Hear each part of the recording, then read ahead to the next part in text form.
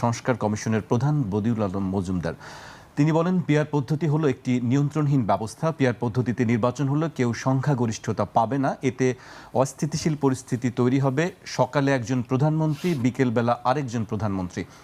তিনি বলেন, নেপালে পিআর পদ্ধতি ভালোভাবে কাজ করছে না। আরেকটা হলো সবচেয়ে ভয়ানক, যদিও এই দেশের নাম নিলে মুখ পরিষ্কার করতে হয়, সেটি হলো ইসরায়েলে যে গাজা যুদ্ধ অব্যাহত আছে, তা নৃশংসতা হত্যাকাণ্ড চলছে, এটা পিআর পদ্ধতির কারণে। কারণ নেতানিয়াহু ছোট ছোট ধর্মীয় দলের কাছে জিম্মি হয়ে গেছে, তারাই এখন নেতানিয়াহুকে যুদ্ধ বন্ধ করতে দিচ্ছে না। মানে পিআর পদ্ধতিতে নির্বাচন হলে বড় দলগুলো ছোট দলের কাছে জিম্মি হয়ে যেতে পারে।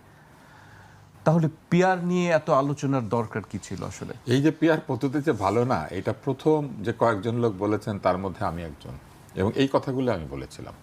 প্রথম বিষয় হচ্ছে, পিআর পদ্ধতিতে যে দলগুলি কখনো